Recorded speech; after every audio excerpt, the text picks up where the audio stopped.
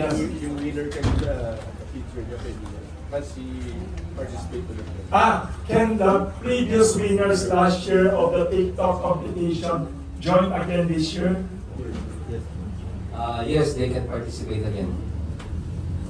I'd like to acknowledge, thank you, the special attendance of our special guest, Mr. Cito Beltran, one of our best columnists in the Philippines. Thank you for joining us.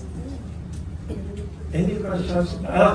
Sir, kasi may nakalagay na posting period from May 5 to 16. Yes, okay. They have to submit first the draft or the content first before they post it. Ganun po ba yun? And why? Submit the final, not the draft.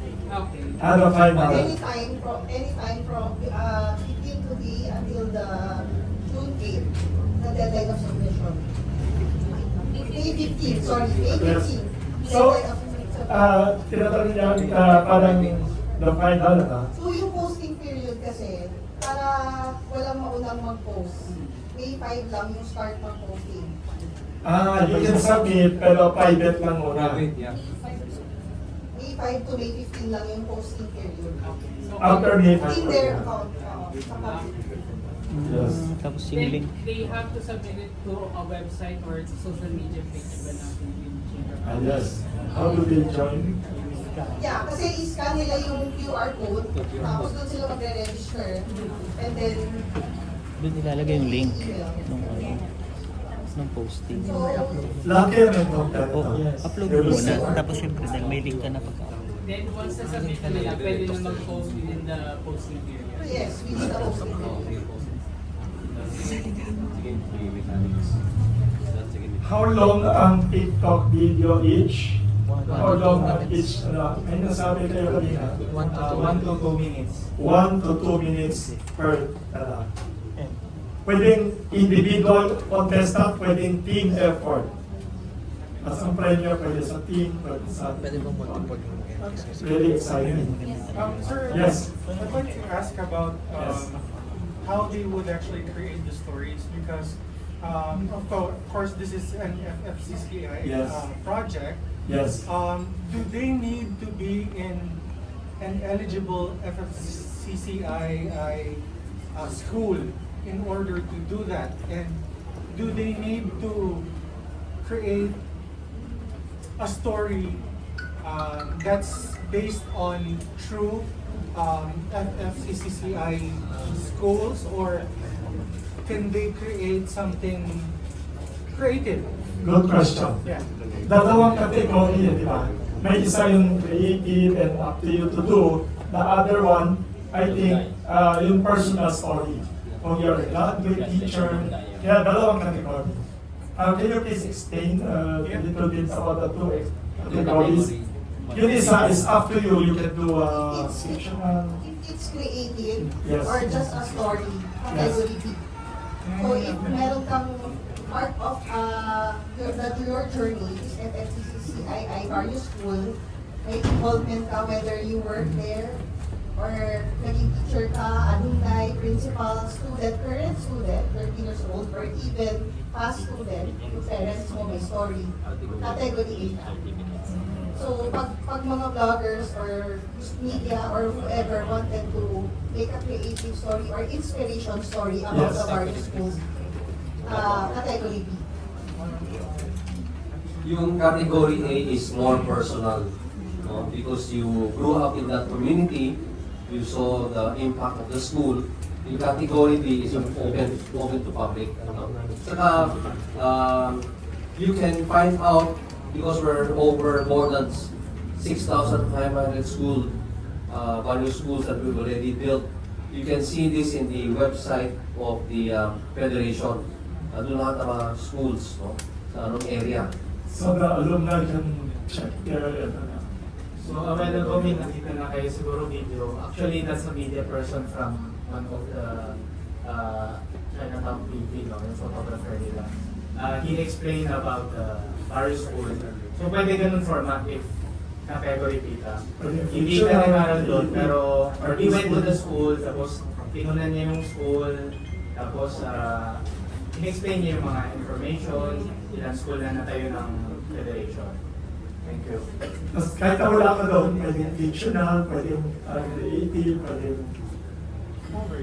Thank you. All of you are encouraged to join. Ay, yes. Can one account upload multiple entries po? Can one account upload multiple entries? What is the rule? One entry per One person per team, one entry. Yeah, 1:1 lang. Yes, 1:1. But your whole family can join.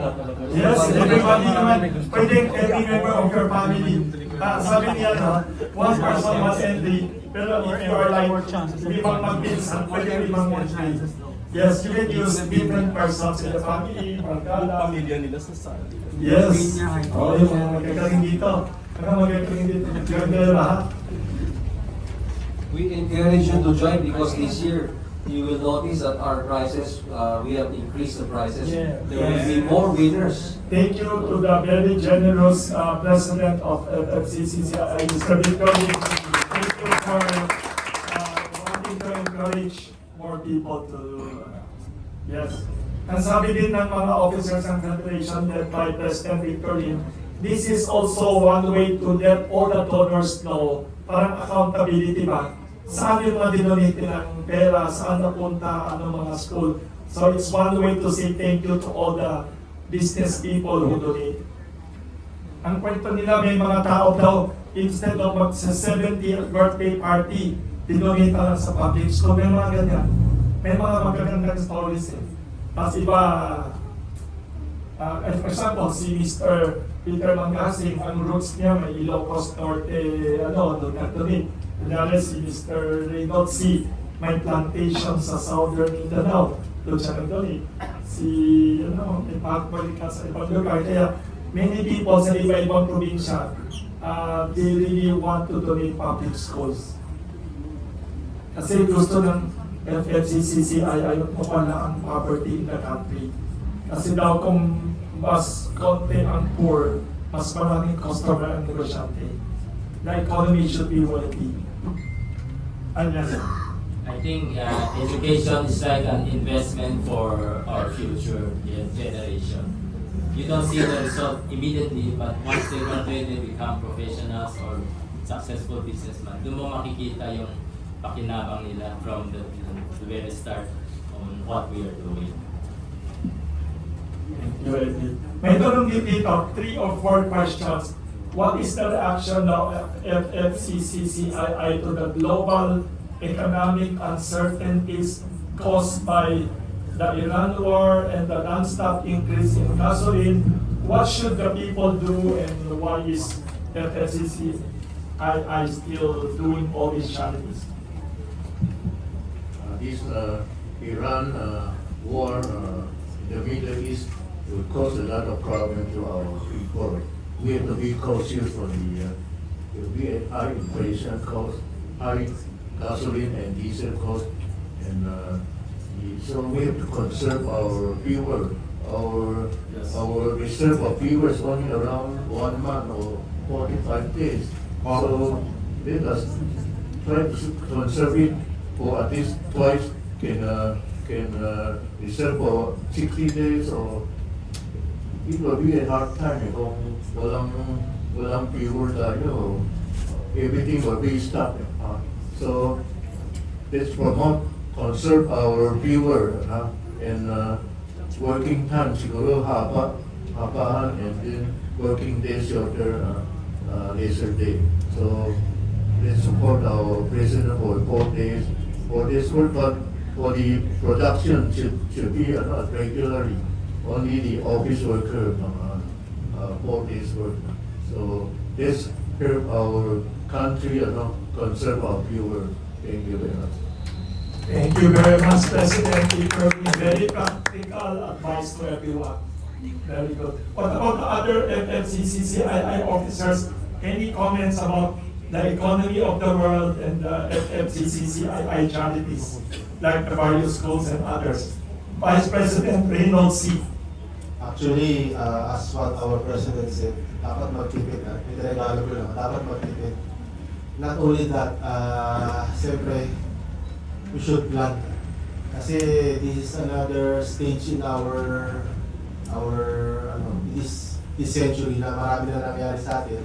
May COVID, tapos may ganyan, dapat na naman baka di matapos yan. So we have to plan talaga na individually na magtipid, sabi nga niya, and to help support one another. Tama rin mga let's focus on business, let's focus on our children, let's focus on our future na magtulungan na tayo para yun, for the betterment of the Philippines. Yun lang. Thank you, Vice President Reynold C. Other officers, any comments or suggestions? Mr. Peter Mangkasing, Mr. White, also White Federation is still very hardworking about charities. With all this kaguluhan that is happening worldwide, we have to be prepared. No? Gaya ng sinabi ng ating mga senior officers dito, we have to plan. No? We have to plan for bad times is coming. And this is really true, no? So nakita nyo, this week pa lang, tataas na yung gasolina by tomorrow, by narinig nyo, siguro 20 pesos, no? 20 pesos na diesel. Ang laki-laki niyan. No? So the effect, just imagine the effect will be on our prime commodities natin. No? So ang amin lang is medyo we have to be magtipid-tipid tayo at plano natin maigit. Yun lang po. Sa akin naman, I think kung may crisis, lagi may opportunity, no? So since advanced na yung mga technology, may mga renewable energy sources naman yung katulad ng electric cars, ganyan. So consider yung mga ganyan for the future uncertainties.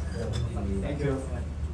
Yung our various ways to invest on the future. So let's be optimistic, no? Maybe this is just a small hiccup. Hopefully, after a few weeks, mawawala na.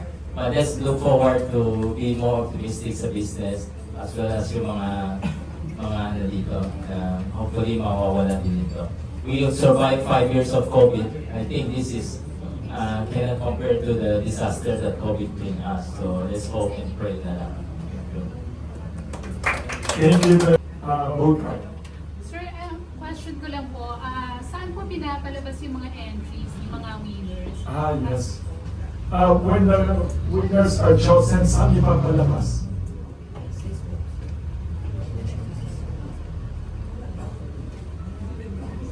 FFCCCII Facebook. Sa Facebook page ng FFCCCII. Since hindi lang naman po isa yung winner, di ba? Marami sila. Yes. Wala po ba kayong plan na gawing parang festival itong ano? Great idea. Pwede, ha? Let's do a festival. Pwede. The announcement So, all the winners? will be announced on June 20.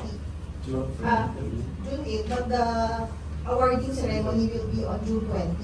So it will be on at Seda Hotel in 30 Mart. So invited na kayo. And maganda idea niya. Pagkakaroon natin na during the awarding, gawin natin TikTok video festival to celebrate all the winners. We'll study all the details and get your suggestions. Maganda rin. To encourage more people to donate Yes, values to the public. Actually, education is the backbone of our country. So we have a lot of young people. We want the young people to have proper education so the future can. This AI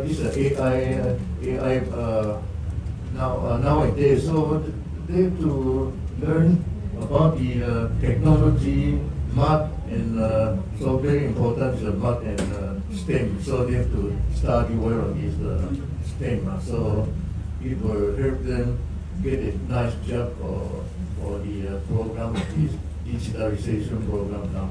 Thank you. Thank you. Related to question niya, how many entries last time and from everywhere ba? Were you surprised with the number of entries last time? Sa TikTok? Yes. Anong reaction ninyo as organizers? Last time, ang nakuha namin na entries, given the very short span ng contest, we have more than 300 entries. No? So for the 300 entries, It took us a lot of time kasi magaganda lahat eh. No, nakikita mo how creative the Filipinos are, no, and yung mga participants namin are coming from Luzon, Visayas, and Mindanao, as far as Mindanao. And No, abroad. abroad, no? Filipinas Kami abroad. isa from Germany, no? Yes, estudyante. Dubai. From Germany, Yeah. Dubai. So makikita mo ng power ng digitalization, no? Yung itong ginawa natin, eventually will be able to encourage a lot of people to participate. Si Mr. Eddie Covanta to nag-comment. I have a follow-up comment sa tanong mo. Kasi through the last 65 years, no, our school project, we are choosing those sites that are the poorest, most marginal, small town sa sulok-sulok ng Pilipinas. So, not many mainstream media know that we have such a good project. So I think this TikTok competition will tell the story of those the poorest from the poor in our society, how they benefit from our project. Thank you. Thank you.